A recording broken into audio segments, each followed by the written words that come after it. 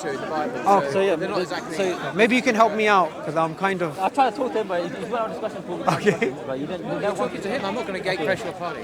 Okay. Okay. So long story short, we don't know much about them. So. Indeed, and this is discussion for like, no. I tried to talk to you many times, but you never. You've said that 3 times. Now. Please, you're welcome to talk to him. Okay. Yeah, so like, Enjoy. these people in the Old Testament, right? They were like trying to do. They had like a tradition where they were observing scriptures, right? And they were making copies and copies and copies of the messages, already producing their own amulets of these traditions and everything. And so, like, no way can the message of because the main message of Christianity throughout the Old Testament, it talks about like God being triune. God is God. There's more than one person in heaven. So Allah is basically if Allah is saying that this book has been corrupted, right? You got a dilemma. Not only is Allah confirming a corrupted book where He's telling people He confirms His scriptures, He's telling people to stand by it, but also you have a dilemma where Allah is confirming that He is not one. Because in the Torah, it shows that God is not just one person, but there's a polarity in heaven.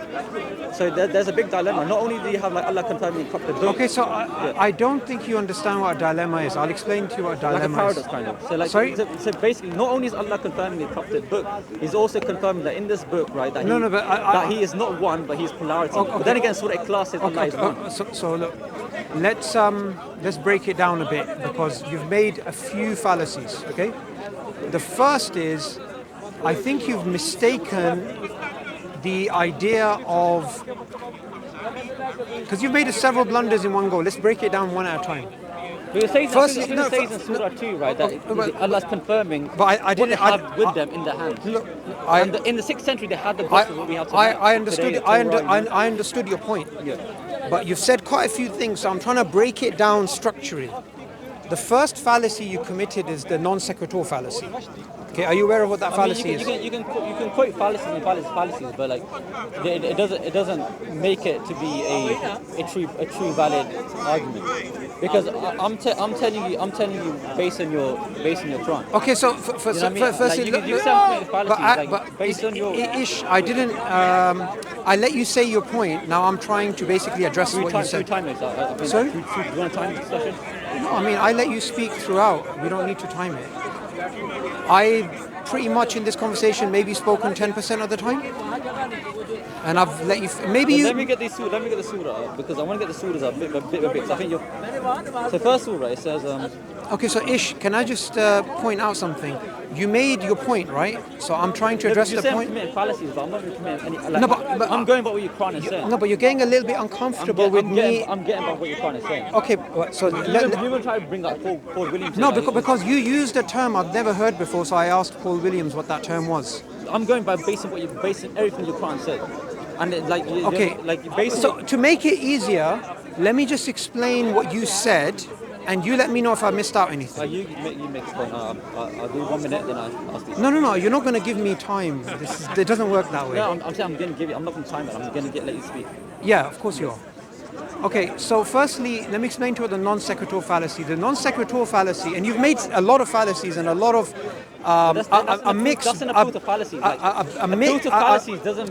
Okay, one second. Make that I'm wrong, but I'm saying what your Quran is saying. Are you going to keep interrupting me? Because then I can just. Look, I'm being nice to you because you initially came to me very politely. But now you're sort of not even letting me address your point. No, I'm letting you address it, but you keep saying like first. Are you getting uncomfortable? First of all, you're saying that I'm making lies up, I'm committing fallacies. I didn't say lie. I'm misquoting things. I'm saying whatever you. I never said lie. I never said you lied. But you say I'm like misquoting things and stuff like that. No, but I never said you lied. I'm paraphrasing. I'm trying to paraphrase what you said. You're not paraphrasing. You're inserting new words. No, I'm paraphrasing. So you basically are trying to say that I was trying to misquote things and misquoting. No, okay. First, let me just clarify. You said I said you lied. I never said you lied. I'm paraphrasing. You didn't direct a lie, but you was trying to say like. No, I misphrased your things. I think you've mistaken me saying you're being illogical with the idea that I'm saying you're lying. No, I just think you're being irrational. It's not the case that way I'm saying you're lying. I don't think you're lying. I just think you're irrational. So let me explain to you why. So can I explain it without you interrupting me? Yeah. And did I interrupt you when you were speaking? No, we're having a conversation. I give okay, let me clarify something. Did I interrupt you when you were speaking? I'm giving you time to speak. No. Listen. I've given you 1 minute to speak. Listen, Ish, I'm being very nice to you, but You are in no position to give me time to speak. I'm giving you 1 minute. I'm giving you 1 minute to speak. You, I'm being, I will, come on, I'm I giving you 1 will minute. speak. I will speak as long as I feel. All right. So let me just explain something. I did not interrupt you when you were speaking. So now it's time for me to address what you said. Is that okay? But for me, I have to speak because the Dawah Maybe people, this is why Paul walked the away. encounters I have with the Dawah people is that they try to speak over people. They won't let other people speak. Okay, so Which is why I'm trying to speak over. Okay, because fine. which is why I'm not Finish your trying- I'm not point. trying Finish your point. to- Yeah. So anybody wants to time this so we have a fair discussion? No, we don't need to time it. Yeah, my main premise I was trying to talk about, right? The Quran is telling the people to stand by the Torah and Injil, right? Also, it says in the scripture, like how he mentioned, and I can agree with this point, how it says that they distorted the scriptures or they have misplaced it. But then again, why is Allah telling the people to stand by a book that's distorted? That's only going to lead people to the grave. It's only going to lead people to the wrong religion. If the Torah and the Injil really is corrupted, why is Allah going to tell people to follow a corrupted book? You don't have God saying that. You don't have God in the Bible telling us to follow a corrupted book. Also, in the 6th century, it says that the Quran is confirming the Injil and Torah that they had with them in their hands, that they already had. The Torah, the Injil we have with them, what we know now is the Codex Sinaiticus and the Vaticanus. You're talking to me, not the camera. So these are the things that What are you doing? what we have now. And the Quran What are is you confirming doing? that. So the question Is still he feeling applies, all right? The dilemma still applies. Why is the Quran confirming a corrupted book? I said to him, it's a dilemma because in the Torah, God is a triune. There's a polarity in Godhead in the Torah. Genesis 19:24, Genesis 35, Genesis 1, Genesis 19, Genesis 18. There's a polarity in heaven. So Allah is basically contradicting himself. He's confirming the Torah where God is more than one. Then again in the Quran, in Surah 12, 112, God says that he is one. It's a big dilemma which he has to answer. Are you done? I'll give you time. Are you done? I'm done. Okay. Can you look at me and not the camera? You were looking at the camera as well. I'm expecting you to talk to me. You were looking at the camera first. No, I was primarily looking at You turned you. this way, so I was with you. primarily. Okay, so now let me just I'm say. going to let you speak. No, you're not going to let me speak. I am going to speak, and you're going to listen. The first thing I want to say is you have not come here in the Christian spirit, because many of the Christians I interacted with, they do not interact the way that you interact. No, 'cause we stand our No, ground. 1 second, let me I will speak. stand my I ground will because interrupt you guys now will because always you. interrupt me, never let us speak. Listen. So I am going to stand my ground. Did I interrupt you when you were speaking? I'll let you speak on. Are you going to let me complete my point, or shall I walk away? You can do what you want. It's free choice, free will, freedom of choice. You know, you look really can unchristian right now. You can speak. Okay, so let me just put it this way. I deal with many Christians, and they speak in ways that's respectful and dignified, and your approach with me so far has not been very Christian. I'll be honest with you. And I have very amicable relationship with the Christians in this park and the Christians That's online. a homonym, like you can say that I'm like, Okay, trying to let me solve my complete my character, point. like- Let me complete my point. Stop getting uncomfortable. I'm not getting comfortable. If you decided to come into Speaker's Corner, can speak how then you you have to get used to being uncomfortable-ish. Well, who's You that? are Does it look like I'm acting, uncomfortable? you're looking nervous to me right now. You're fidgeting. smiling, buddy. That's a fake coy smile, and I can see right You're through the it. one to get angry. Like, And you're- I'm the one you're looking at me who's with some, like- pointing you're out looking to at me like you you. want to smack me in the face. Are you scared You're right now? looking like me on the spectrum. You're not addressing the question. Why is your Quran confirming that Injil and Torah Wait, corrupted? 1 second. Address that point. Stop going about my character. Address the point about Injil and Torah. Don't go about my character. If I'm feeling nervous or if I'm feeling agitated. Thank you address for the pointing out you're question. feeling nervous.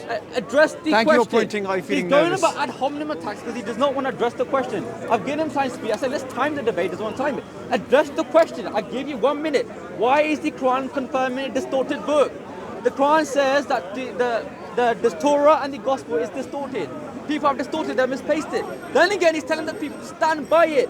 It's only going to lead people to the wrong religion. In the 6th century, in Arabia, Allah's confirming that what they have with them in their hands. In the 6th century, we had the Sinaiticus, we had the Vaticanus, we had quotations from the church fathers. Why is Allah confirming this? Why is Allah confirming this corrupted book? Answer this. Man, that's why you probably didn't speak to him.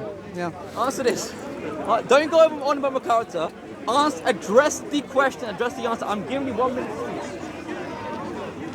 Address. Why are these people laughing at you? Why are they laughing at you? Why are you laughing at him? Why are you laughing at him?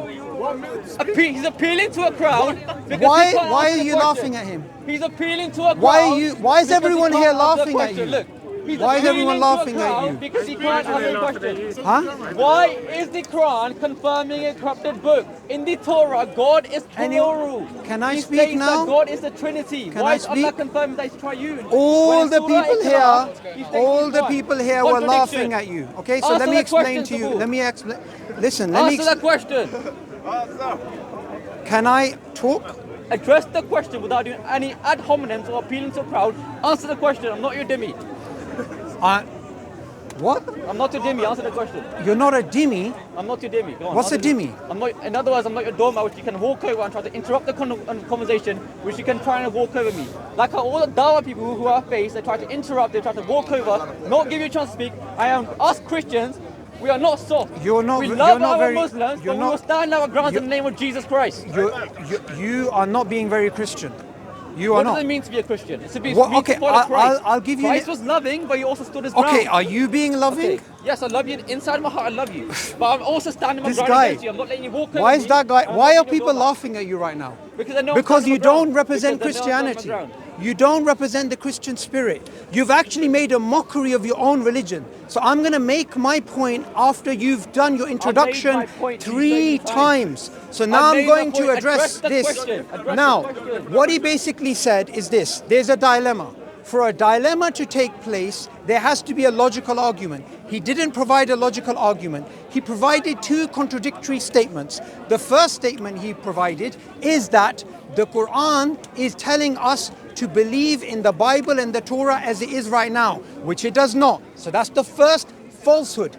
The second falsehood is his idea that the Quran is telling you to believe in the one God, and it's also telling you to believe in the triune God, which again, the Quran is not doing that. And he's saying it's a dilemma. So the dilemma that we basically have according to him is this. The Quran is telling you to believe in 2 different things, when actually it is not. His basic argument is that the Quran is inconsistent, but the Quran is consistent. The Quran is telling you God is one. The Quran is telling you the Torah is corrupted. The Quran is telling you the Bible is corrupted. And the Quran also tells you something beautiful. It tells you that to interact with your Christians, with the Christians that you interact with, let you and the Christians come to a common ground. And the common ground is that you worship none but God alone. And the Christian spirit that I was referring to earlier, which he is not emulating, is the Christian spirit that I've experienced many, many times online and offline, where people speak with respect, they speak with a level of decorum, they speak with a level of logical consistency, and overall they have a very nice demeanor, not a nervous, dim-witted person who's just trying to win some points and make himself look like a fool. Thank you very much. Okay. Running away. Okay, let's do the first one.